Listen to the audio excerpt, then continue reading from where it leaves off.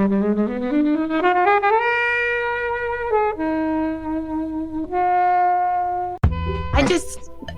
never seen anyone on the British Isles play lacrosse. I did like they really leaned into it, though. It's a little bit Riverdale-y. Like, you've got the fact that she finds out she's really good at lacrosse and then becomes like the lacrosse captain and then saves people from a fire. Like, it's just finds out her mum went to that school. Like, it's just such a lesson in suspending your disbelief that on some level I have to respect it, because I'm like, okay. So he shouldn't have been there at all. He was at our girls' school. What was he doing there all the time? Yeah, why wasn't he at school? Yeah, why wasn't he at school? Why wasn't he at school? And then he turns up for his lunch like at an all-girls school in like a sports car, which is completely normal. Exactly. Hey everybody, and welcome to this episode of the Flixwatcher podcast. Today I'm joined by Caris. Hello. Neha. Hi. And Helen. Hello. And we're going to be talking about Wild Child. Thank you, as always, to the mighty people for their mighty, mighty tunes. And thanks to Ben from Rockwood Audio for his awesome editing skills. Please do remember to write a review and rate us on Apple Podcasts, anywhere you can do where you listen to the podcast, because it really does help us. And you can join in the conversation with us on Twitter at FlixWatcherPod and on Instagram at Flixwatcher. Hello, film fans. Welcome to Flixwatcher podcast. Joining us remotely today, we have Caris and Neha. If you can please say hello to our listeners and tell them a little bit more about your podcasts, what you do and who you are, please. Hi, everyone. This is Neha. I'm one of the co-hosts of Not Having It All. I co-host it with Caris. And our podcast is about film. We talk about women in film specifically. So really kind of discussing not just films about women, but also women directors, women performers. And we also have a news and review section. So we talk about kind of upcoming releases, which admittedly has been hard during the pandemic. So it's been sort of like Netflix and Amazon and, you know, those sort of stuff recently. The whole premise of the show is sort of not having it all. So very chatty. We talk about a lot of different things. So that's our show. Yeah, this year's been quite good for the underrepresented voices, I think, in the pandemic, because we haven't had the big James Bond, Marvel films have exploded. So that's given an opportunity for the Rocks and the smaller films that have been a lot more female-driven films. And I think it's represented in BAFTAs and the award seasons as well. Do you guys cover that at all in your show and talk about, you know, the upsides of the downsides that is the pandemic? Yeah, I mean, it was quite funny because when the pandemic first happened, I think if you listen to that episode back in March, me and Neha are a little bit like, so we can't do a top 10 because cinemas are shut and we don't really know what we're going to be talking about for a while. So we kind of just really wanted to have a fun vibe. Like, we didn't mention the pandemic at all during our recording sessions. We just wanted like a nice kind of distraction element. And it's been really interesting because the focus has been on the streaming genres where a lot of those underrepresented voices and stories are told. You kind of have those more low budget independent directors that are really getting their focus. So that's kind of what we've been kind of going through and realizing that, yeah, it's just streaming, but actually, like, has anyone completed Netflix yet? No. So there's a lot on there that maybe has been on our watch list. Like for me, I used to stack my watch list up. So when I went on a really long plane journey or a train journey, I'd just watch like 3 films back to back, and we didn't do that. So it was really kind of like our team, like, I found this really obscure film. Like, has anyone seen it? And then we all kind of rushed to watch it. So that's kind of how we've kind of juggled looking at the new material that's just been on Netflix for like 2 years and hidden under the radar. And can you tell us how you started Not Having It All, Caris? Yeah, it was a project I made because I was moving across the country and I wanted to have a creative project that meant my friends had to talk to me. So I thought if I forced them to speak to me every 2 weeks to record a podcast, I'll get to see them. And then I was looking for like new guest hosts, and I just put a shout out on Twitter, and Neha replied. We'd been mutually following each other for a long time, and we did a few episodes together. And then I was like, do you want to like do this together for like ever? And she agreed. Well, thank you very much, guys. I really enjoyed the show. And I think it came to your attention when you were listed as one of the podcasts of the week on the Film Stories website. So it's good to hear, you know, your voices week in, week out. And one episode I really enjoyed was you kind of going through the BAFTA Rising Stars of the past 10 or so years. And that's something I kind of follow and keep a track of, because I think it's really interesting what they're at least trying to do there. And I'm not sure there should be so many American people on there, but hey, that's just me. Maybe, I don't know. No, it's not you. It's us two. Same page. So we're here to talk about Wild Child, which is your choice, Caris. Yeah. Can you tell us, first of all, why you chose it? And then I'll get the timer out and you have 60 seconds or less to give us a synopsis. Oh, why I chose it is because I absolutely love the genre of 2000s films aimed at teenage girls. I think it's a lost art. I'd love to get it back. So I chose it because I still talk to people that have never seen it. I still think it's hilarious. And I just love the kind of combo of American and British high school culture. So that's why I chose it, because I just thought it'd be a funny one to revisit. And the soundtrack is banging. What other films fall into that construct? Because my mind just goes blank when you say... There's a lot. Give me three. That's the thing. 3 films with that. So to like coincide with Wild Child, you got like Mean Girls, She's the Man. I'm trying to think of something else around 2006. She's All That. She's All That. Yeah, that kind of very not diverse at all. Like, we're not talking like, it's not breaking boundaries here. It is a very vanilla film type. They've all got the same pretty much 5-act structure. But yeah, it's just that kind of blonde, skinny American girl having problems. That was just every single film release from 2001 to 2010. Okay, and do you want to give us a synopsis? And the timer starts now. Okay, so you've got Poppy Moore, who is played by the wonderful Emma Roberts. She's this very spoilt teenager who lives in America. She trashes her dad's home. She is really nasty to her stepmom, so she gets sent to English boarding school. The boarding school obviously doesn't take her in very well. She's very snooty, very snobby. She doesn't adapt very well to the other students. She gets absolutely picked on by the head girl. So you've got a very Centrillions vibe around it. And she kind of basically goes on this journey where we discover that she hasn't got over her mother's death. So it's a way of her mourning, but also discovering that there's more to life. So it's battling that kind of teenage angst we see a lot in teen films. Obviously, there's a love interest played by the very lovely Alex Pettyfer, or as he was in 2007. So we kind of see that battling ground. It's comedy, it's romance, it's self-discovery, and the lovely Natasha Richardson's in it as well, who plays the dream teacher that we all love. And it's got like 2008 pop songs galore. Awesome. Did I do it? Yeah. Yeah, the timer is just gone. Well done. I need my ass pump. Neha, what were your thoughts on Wild Child? So, unlike Caris, who loves it, I didn't love it so much. So I guess there was a lot. I kind of grew up, my frame of reference for like high school movies, and because it came out in 2008, right, was like American high school experiences. So not just Mean Girls and She's the Man, but also TV, like Lizzie McGuire and That's So Raven and such. So I kind of expected that flavor a little bit. But also I think in 2008, when I was like, it was so easy to hurt my feelings, I just didn't understand why everyone thought British schoolgirls was so bitchy. Like it became this trope. So I think that was my biggest issue with it. But I also didn't understand what Alex Pettyfer's role was. I think it bothered me. It's a bit of fluff, isn't he? Yeah, but exactly, he's a fluff. And actually, maybe there's something to unpick here about how actually it's quite nice to have a man be the romantic fluff and not have it be the woman, because that's something that generally you see stereotypically the other way around. But I just remember watching it and thinking this film could have been entirely about the girls. Like, it could have just been a film about friendship. But it's a light watch. So maybe I'm thinking too much about it. You know, I don't think it's supposed to be something you watch critically. It's just something you're supposed to enjoy. You know, like Caris said, the soundtrack is banging. So it's probably one of those. This is why I really chose the film. You wanted to hear what she had to say about it. Has she been dodging questions about it? Neha, what do you think about Wild Child? Next question. Helen, what has Neha been thinking too critically about it? I think we're very much on the same wavelength.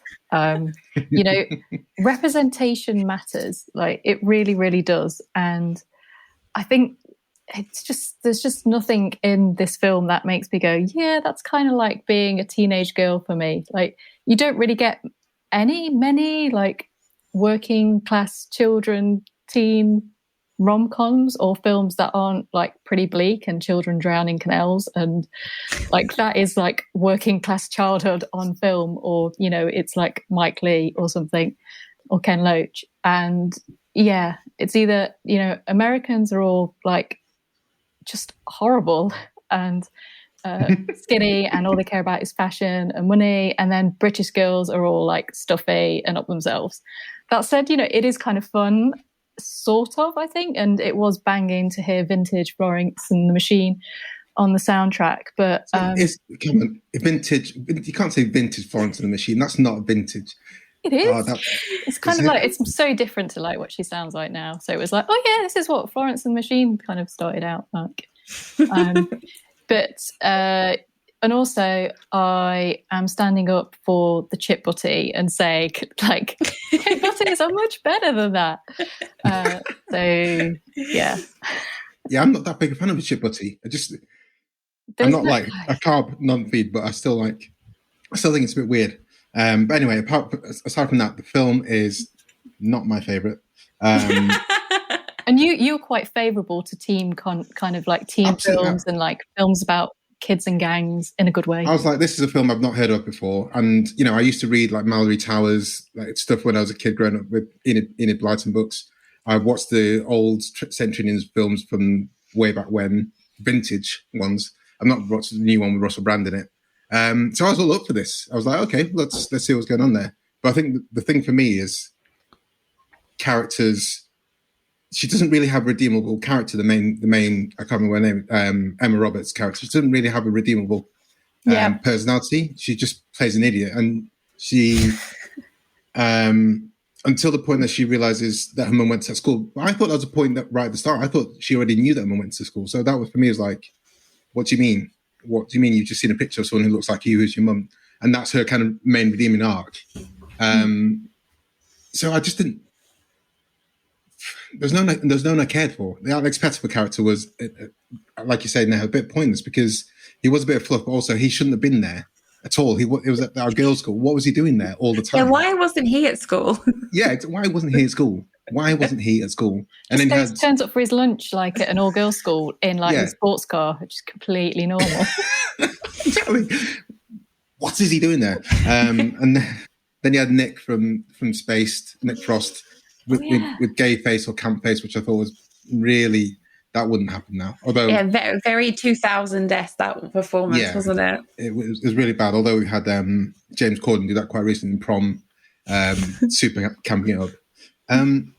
I liked, my favourite character was Juno Temple, but I just like Juno Temple a lot, and I think people like Shirley Henson was kind of wasted in this as well.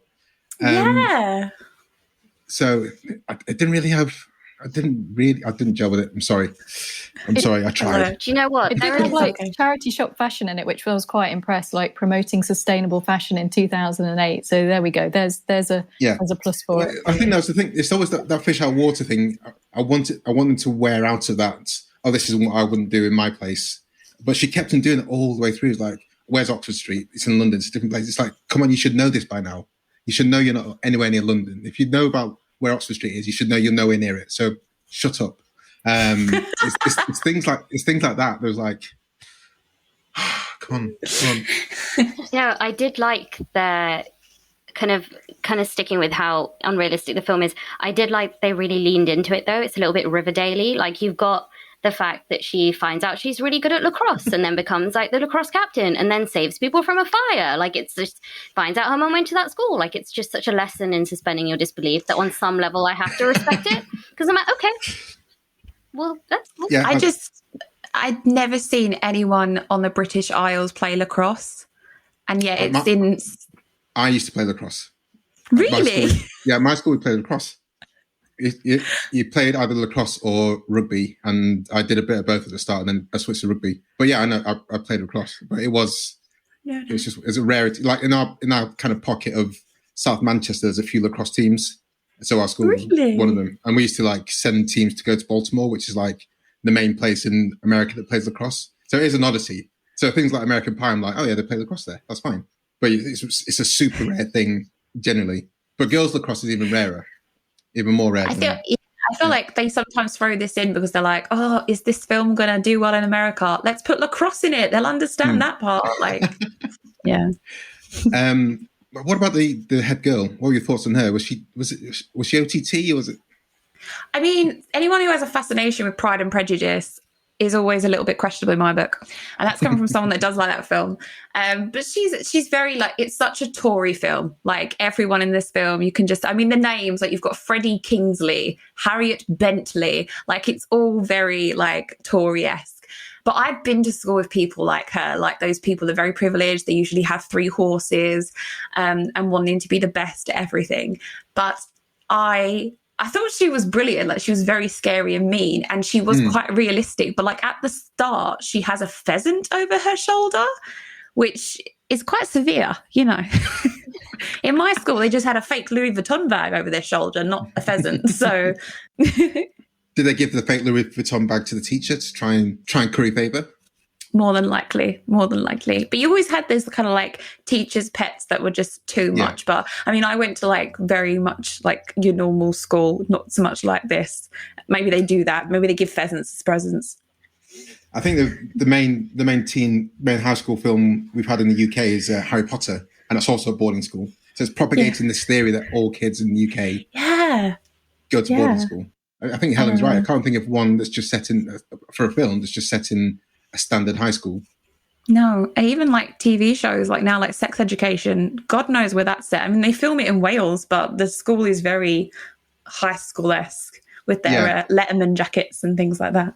I do like how to do Sex Education, because it's like, it is definitely British, but also it's like, if you squint a bit, it is, as you say, a Letterman jacket. It could be very much a US high school. And I think they've done that mashup deliberately to kind of get people all behind it, because they have like the standard buses and it's a UK countryside, but it is that kind of US vibe. I think you're right. That's probably the closest to it.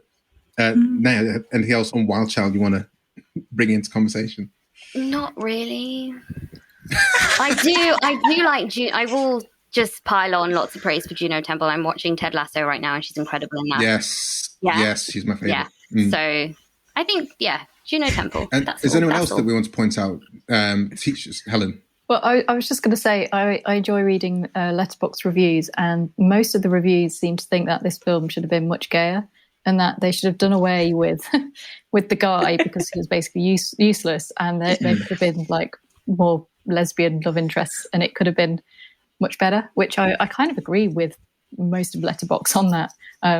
He was kind of pointless, and it was an all-girls school. Like, it's like, come on, surely. It would have made it at least a bit like realistic. So missed opportunity, I think, there with that one. And what about her kind of path back to glory? Was that convincing? She doesn't really have much of an arc. I don't think she has that much of a journey. She dyes her hair brown. Oh yeah, her natural hair. That wouldn't happen. It's so hard to get your like blonde hair back to that colour. In the space of 2 minutes? But it takes arson for her to realise the like wrongdoings. Like, did not see that coming. Okay, gonna set things on fire. Caris, I fear this kind of bodes poorly for the scoring for your film. Don't take it personally. It's totally fine. I have come to peace with the fact that I do not have taste when it comes to the 2000 era. It's all good. But Mean Girls, like people laughed at me for like recommending Mean Girls when I watched it, and they were like, "Kobe, that's a girls' film." This is obviously 2000s where people were stupid. I was like, guys, Tina Fey is fucking amazing, and she goes on to prove that time and time again. But Mean Girls is still like, I think it used to be on Netflix, and I was praying for the time that someone would select it for this. And we've had things like Clueless, which where again, I think that's one of the things as well. With Clueless, you have that kind of setup of a rich girl, but she has all the heart. She brings like the outcasts into a community rather than like talks about Louis Vuitton and I don't know, Jimmy Choo's. So I think that's the kind of thing that kind of gets my head caught up as well. Is that it can come from a position of privilege and be inclusive and not be like all annoying. Yeah. Any other comments, or do you want to head to the scores? I just think Alex Pettyfer, I think this was like he was on this little kind of ladder to possible success. Like he did that film where he played like the boy agent. What was it called again? Like it was something like a Stormbreaker, but that wasn't. That's it. Yeah. It was something like that. But he did that, and then he did Wild Child, and then he did I Am Number 4. Was he in Time? Yeah, and then he just disappeared. I've never seen him for a long time. So I didn't recognise him in this until I saw the credits. I was like, oh, is that Alex Pettyfer? Fine. So he is one of those people that kind of and then nothing. Like Hayden Christensen almost as well. It's like yes, it's like kind of going along. And then Hayden Christensen had the better start. He was in he was in Star Wars, and then nothing. So, I mean, to feel bad for blonde white men who are very rich and successful, I'm not going to cry too much over it, but I do think they all hit a peak, and then it's just like, nah. I think you challenged me to think of one who's, maybe we'll come up with one in the scores. Should we head to the scores? Yeah.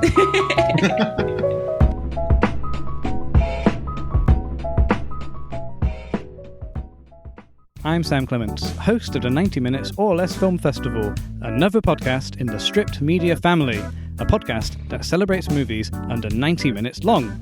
Each episode, I'm joined by a special guest who selects a movie to join our prestigious lineup. Past guests have come from the worlds of film, television, music, food, comedy, and podcasting. Search for us now on the app you're currently listening to this podcast, or join us at 90minfilmfest.com.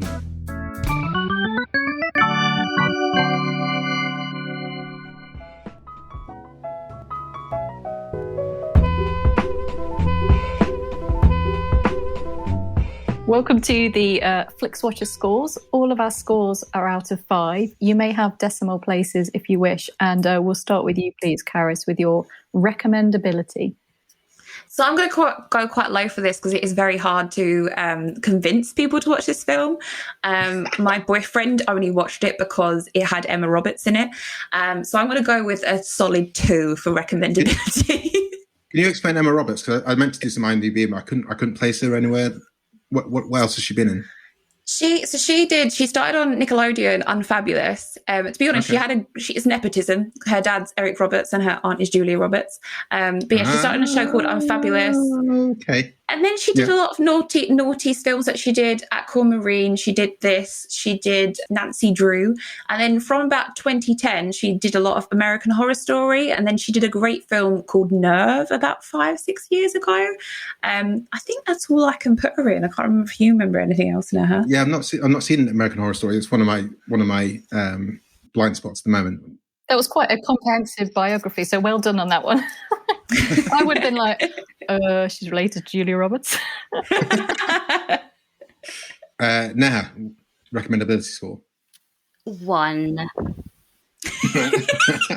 You can go to decimal places if you wish. I am going to give a straight up 1 for Juno Temple. So I think it would be mean if I gave a decimal point. Has Juno Temple done the best out of this film? I think so. It's sad because the girl who plays Kate, who I think would have been a great love interest for Emma Roberts, I've not really seen her in anything else, and I thought she was brilliant. But yeah. Helen, recommendability? Yeah, I'm going to go for 2 as well. It's kind of a shame that Natasha Richardson, this was like her last film, for to kind of go out in that. It was nice to see her on screen. I mean, it's not the worst film in the world, and it's only like 1 hour and 38 minutes, but I think there are much better kind of teen films. But, if that's your bag, go for it. But if it's not, then you probably won't enjoy it. Yeah, I'm going to go for a 1.5. I feel attacked. This is what I was trying to preempt you for. I was like, it's not you, it's the film. I mean, you chose the film, but it's not you, it's the film. Yeah, 1.5. I probably would have switched this off quite early. I probably would have switched this off at the moment she jumped off the cliff and then her dad sent her to boarding school. The moment she came out of the Rolls Royce or whatever that car was at the boarding school, that's probably the point I would have switched this off had I not been watching it for this. Because I knew exactly what was going to happen, and they did. Repeat viewing score, Caris. I'm not gonna lie, I've watched this film about 20 times. So I would probably say a solid 4 for me. It's just easy watching. It takes me back to being 16. I can imagine this being like a favourite amongst friends that they put on. I think I went to the cinema to see this twice. Yeah, but that was back when cinema was like £4, so it didn't like break the bank. Neha, repeat viewing score. How many times have you seen this before? Twice, so I'm giving it a 2. I just feel like one for each viewing. Fair enough. Do you think you'll watch it again? No. Okay, Helen. Oh, yes, it's a no, 0 for me. I'm not going to watch this again. I feel I should be honest. Sorry. Yeah, I very rarely give a 0. But I can't see. If someone said, should I watch this? I'd be like, you watch it by yourself and then we'll talk about it afterwards. I've got other things to do. Small screen score. I think this could be the highest. Got a lot going for it on this one.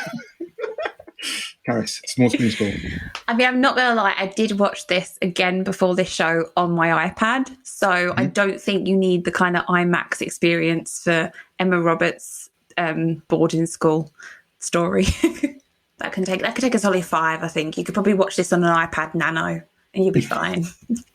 Nah. Yeah, I'm going to give it a 5 too. I never watched it in the cinema. I watched it on like DVD rental and it was fine on the TV. And then I watched it for this show. I watched it on my phone and it was fine. So yeah, I'm going to give it a 5. Helen. I've never even heard of this film. Like it's a bit out of my kind of age range for it. And like there has been no way I would have gone to the cinema. So yeah, a 5. Perfect for TV viewing. Perfect for like sleepovers.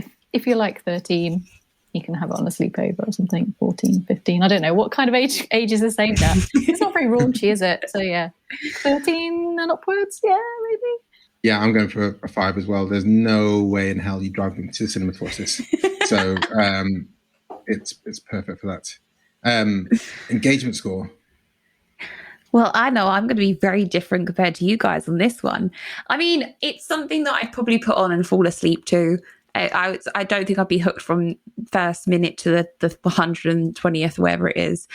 So I'm going to rate quite lowly on this and go for a 2. I think you've got even lower than I expected. Neha. Yeah, I'm going to give it a 1. Okay. I would have gone for straight up 0, but actually I have a penchant for watching things that are a bit trashy. So I think I would be unfair to give it a 0. So we're going to go with 1. Helen. I'm going to be generous and go 1.5. Doesn't feel very generous.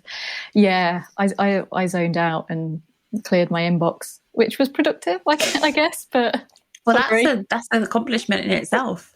And that's another thing. No, at no point did I think that she wasn't going to get her redemption with those emails. It's like, they're going to find out.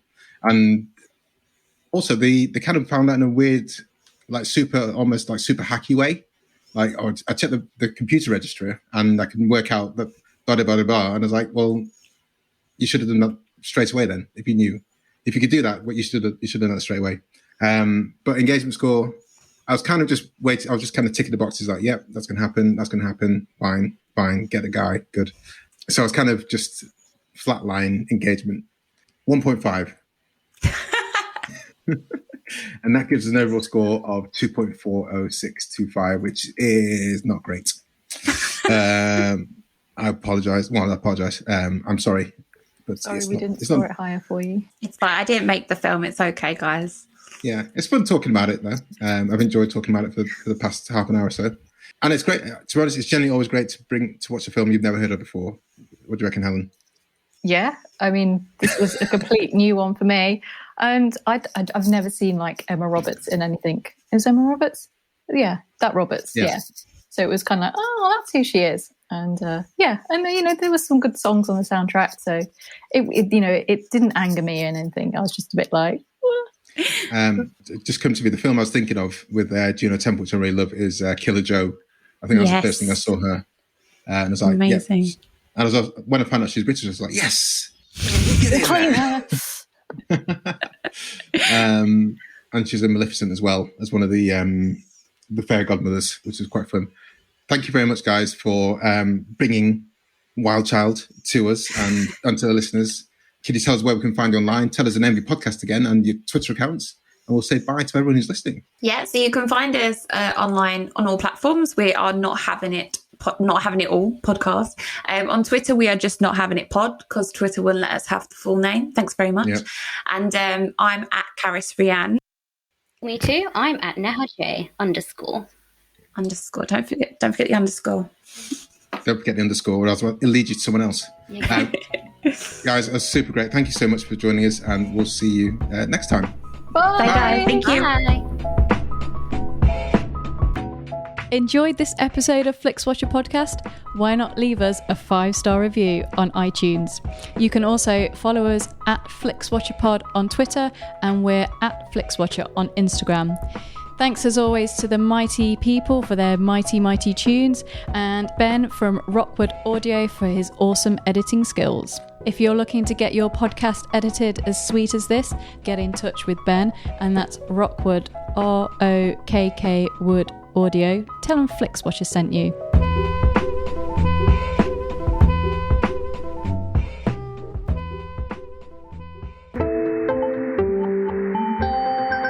You just heard a Stripped Media production.